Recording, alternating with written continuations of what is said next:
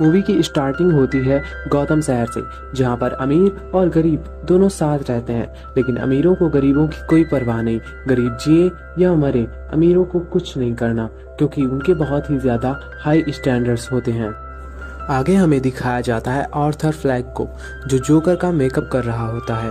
वहीं बैकग्राउंड में टीवी पर एक न्यूज़ आ रही होती है, जिसमें गौतम शहर के बिगड़ते हालात, महंगाई, बेरोजगारी के बारे में बताया जा रहा है।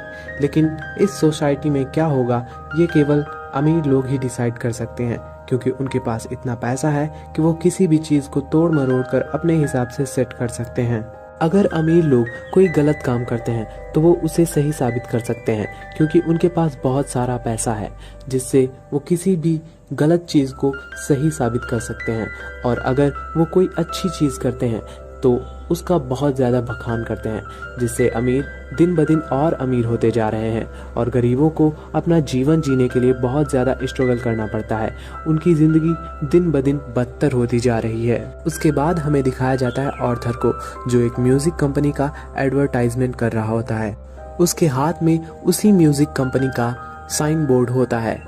तभी कुछ शैतानी बच्चे आर्थर का साइन बोर्ड लेकर वहाँ से भागने लगते हैं।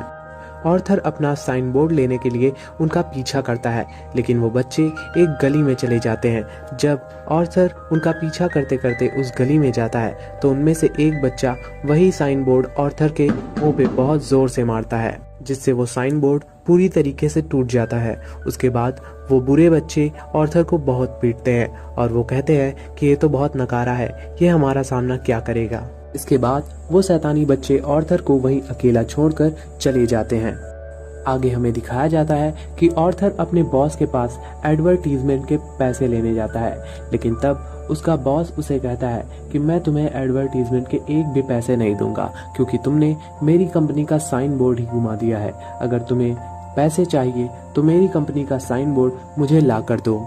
हालांकि आर्थर अपने बॉस को बताना चाहता है कि कुछ शैतानी बच्चों ने उसका साइन बोर्ड तोड़ दिया है, लेकिन उसके अंदर बहुत ही ज्यादा कॉन्फिडेंस की कमी होती है, जिसके कारण वो वहाँ पर कुछ नहीं बोल पाता है और वहाँ से चला जाता है। इन सब बातों से आर्थर बहुत ही ज्यादा हर्ट हो जाता है, लेकिन अब भी उसके अंदर एक अच्छा इंसान है। वो लोगों को हंसाना चाहता है, वो अब भी एक बहुत बड़ा जोकर बनना चाहता है। अगले दिन आर्थर की मुलाकात उसके कोलीग रैंडल से होती है। आर्थर उसे बताता है कि कैसे कुछ शैतानी बच्चों ने उसका साइन बोर्ड तोड़ दिया और उसे खूब मारा।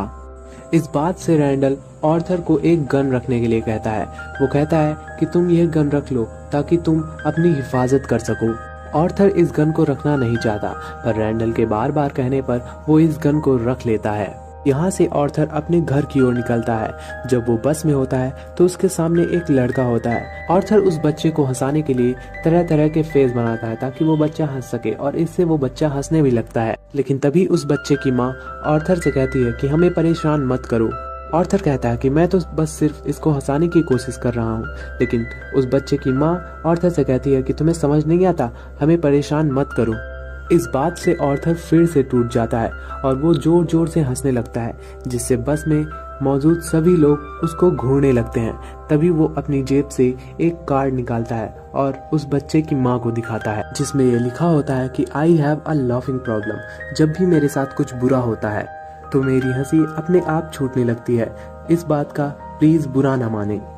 इससे हमें पता चलता है कि आर्थर जब भी नाराज होता है तो वो हंसने लगता है और वो अपनी हंसी के पीछे अपने गुस्से को दबाने की कोशिश करता है। दरअसल आर्थर की ये हालत बचपन में हुए एक हादसे की वजह से होती है, और इसी हादसे से बचने के लिए आर्थर सोशल सर्विसेज का सहारा लेता है। वो वहाँ जाता है और एक साइकाइट्रिस्ट से बातें करता है। तभी वो साइकाइट्रिस्ट उससे पूछती है कि क्या तुम अपना जर्नल लाए हो? तो वहीं पर आर्थर कहता है कि हाँ। साइकाइट्रिस्ट आर्थर से पूछती है कि तुम इसमें क्या क्या लिखते हो? तो आर्थर उसे कुछ भी जवाब नहीं देता है, और तब वो साइकाइट्रिस्ट इसे खोल कर देखती है। जब वो इस जर्नल को खोलती है तो उसमें लिखा होता है कि मेरी मौत उतनी बुरी नहीं होनी चाहिए जितनी बुरी मैंने अपनी जिंदगी काटी है। आर्थर साइकाइट्रिस्ट से कहता है कि क्यों ना आप मेरी दवाइयाँ बढ़ा दें। इस बात से वो साइकाइट्रिस्ट आर्थर को कहती है कि तुम पहले से ही 7 अलग अलग तरह की दवाइयाँ ले रहे हो, मुझे नहीं लगता कि तुम्हें इन दवाइयों का डोज बढ़ाना चाहिए। और ये बात सुनकर आर्थर वहाँ से जाने लगता है। और अब ऑर्थर अपने घर पहुंचता है। घर पहुंचते ही वो सबसे पहले अपना लेटर बॉक्स चेक करता है।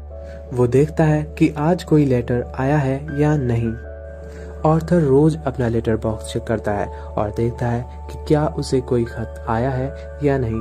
अब ऑर्थर घर जाकर अपनी माँ पेनी फ्लैग से मिलता है। उसकी माँ उससे पूछती है कि आज थॉमस वेन का लेटर आया है या नहीं, तो वहीं पर ऑर्थर उसे बताता है कि आज भी कोई लेटर नहीं आया है। दरअसल ऑर्थर की माँ पेनी फ्लैग ने थॉमस वेन यानी कि गौथम शहर का सबसे अमीर आदमी, उसके यहाँ 30 सालों तक काम किया था। इसलिए उसे ये लगता है कि अगर थॉमस वेन को हमारी इस हालत के बारे में पता चलेगा तो वो हमारी मदद जरूर करेंगे। और अब ये दोनों टीवी देखने के लिए बैठ जाते हैं। टीवी में एक शो आ रहा होता है जिसका होस्ट मुरे फ्रैंकलिन होता है। ऑर्थर मुरे फ्रैंकलिन का बहुत बड़ा फैन होता है। ऑर्थर मुरे फ्रैंकलिन के एक भी शो को मिस नहीं करता है। ऑर्थर मुरे को अपना आइडियल मानता है और वो मुरे के जैसा ही बनना चाहता है। अब चूंकि ऑर्थर के पास पैसे नहीं होते हैं और उसके बॉस ने भी उसे पैसे देने से मना कर दिया था, इसलिए ऑर्थर रोड पर घूमने लगता है और फाइनली थक हार के जब वो अपने घर की ओर आ रहा होता है तो उसे लिफ्ट में एक लड़की दिखती है जिसका नाम सोफी होता है। ऑर्थर उसे देखकर काफी ज्यादा अट्रैक्ट हो जाता है। हालांकि वो लड़की पहले से ही शादीशुदा होती है। ऑर्थर जब अपने घर पहुंचता है तो उसकी माँ पेनी उससे पूछती है कि क्या थॉमस का कोई लेटर आया, तो वहाँ पर ऑर्थर उसे बताता है कि थॉमस एक अमीर आदमी है और वो हमारी मदद क्यों करेगा। इस बात पर पेनी उससे कहती है कि थॉमस हमारी मदद जरूर करेंगे क्योंकि वो एक अच्छे आदमी है। अगले दिन जब सोफी अपने घर से बाहर निकलती है तो ऑर्थर उसका पीछा करता है क्योंकि वो उसकी तरफ अट्रैक्ट हो चुका है। ऑर्थर सोफी को पसंद करता है। इन्हीं सब बातों को ध्यान में रखकर सोफी रात को ऑर्थर से मिलने के लिए आती है। वो ऑर्थर से कहती है कि तुम आज दिन में मुझे फॉलो कर रहे थे, और इस बात पर ऑर्थर कहता है कि हाँ, मैं तुम्हें फॉलो कर रहा था क्योंकि मैं तुम्हें पसंद करता हूँ। इस बात से सोफी गुस्सा होने की बजाय उससे इम्प्रेस हो जाती है और इससे सोफी और ऑर्थर के बीच जो दूरियां होती हैं वो कम होने लगती हैं। अगले दिन ऑर्थर जोकर का मेकअप करके हॉस्पिटल में बच्चों को हंसाने के लिए जाता है। वो वहाँ पर बच्चों को हंसाने के लिए अतरंगी डांस करता है, लेकिन जब वो उछल उछल के डांस कर रहा होता है तो उसकी जेब से गन गिर जाती है, जिसे देखकर वहाँ के सभी नर्सेज और बच्चे सब डर जाते हैं और इसी की वजह से ऑर्थर को उसके काम से भी निकाल दिया जाता है।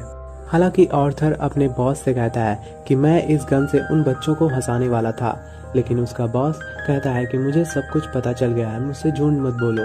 मुझे रैंडल ने बता दिया है कि पिछले हफ्ते ही तुमने उससे ये गन खरीदी थी, जबकि ऐसा नहीं होता है क्योंकि रैंडल ने ही ऑर्थर को जबरदस्ती ये गन रखने के लिए दी थी। और इस बात से ऑर्थर को ये लगने लगता है कि रैंडल ने उसके साथ धोखा किया, उसने उसका साथ नहीं दिया। और इस बात से अगेन ऑर्थर पूरी तरीके से टूट जाता है। वो अपने घर जाने के लिए एक ट्रेन में बैठ जाता है। ऑर्थर जब ट्रेन में बैठा होता है तो उसके सामने एक लड़की भी बैठी होती है और यहीं पर थॉमस वेन की कंपनी में काम करने वाले 3 एम्प्लॉयज भी होते हैं। हालांकि ऑर्थर को इन सब से कोई मतलब नहीं होता है, वो अपनी ही दुनिया में खोया रहता है और ऑर्थर को बहुत ज़्यादा दुख होता है, इसलिए उसकी बीमारी की वजह से वो ज़ोर ज़ोर से हंसने लगता है। लेकिन तभी वहाँ मौजूद तीनों एम्प्लॉयज़ को लगता है कि ये हम पर हंस रहा है और वो ऑर्थर को बहुत मारते हैं। हालांकि ऑर्थर बताना चाहता है कि उसे ये बीमारी है, लेकिन इससे पहले कि ऑर्थर कुछ बोल पाता वो तीनों उसे बहुत मारते हैं और इतना मारते हैं कि ऑर्थर के मुंह से खून निकलने लगता है। और इस बात से ऑर्थर को बहुत ज़्यादा गुस्सा आ जाता है और वो अपनी गन निकालकर इन तीनों को शूट कर देता है और जब वो इन तीनों को मार देता है तो वहाँ से भाग जाता है और सीधा एक बाथरूम में पहुँचता है, जहाँ पर वो अपने आप को शीशे में देखता है और अचानक वो डांस करने लगता है। जहाँ उसे इन सब चीज़ों का दुख होना चाहिए था, वहीं अब उसे इन सब चीज़ों का मज़ा आ रहा है और वो हंस रहा है, उसे अच्छा फील हो रहा है। नॉर्मली उसे ये अफसोस होना चाहिए कि उसने अभी अभी 3 लोगों का कत्ल किया है, लेकिन ये करके उसे खुशी मिली थी। इस बात से हमें ये पता चलता है कि किसी भी इंसान को इतना भी मत डराओ कि उसके अंदर का वो डर ही खत्म हो जाए। वहीं अगले सीन में हमें दिखाया जाता है कि ऑर्थर टीवी पर न्यूज़ देख रहा होता है, जिसमें थॉमस वेन ये बता रहा होता है कि जिन 3 एम्प्लॉयज़ का ट्रेन में कत्ल हो गया वो बहुत ही अच्छे इंसान थे, जिनकी बहुत ही बुरी तरह से मौत हो गई। साथ ही वो ये भी बताता है कि जिस आदमी ने उन तीनों को मारा है वो किसी जोकर की पोशाक में था। और आश्चर्य की बात यह है कि लोगों को जहां उन तीनों की मौत का अफसोस होना चाहिए, वो लोग जोकर के प्रति सहानुभूति दिखा रहे हैं। वो लोग सोच रहे हैं कि जोकर ने जो किया वो बहुत अच्छा किया। इसके बाद आर्थर अपनी साइकाइट्रिस्ट से मिलने के लिए जाता है।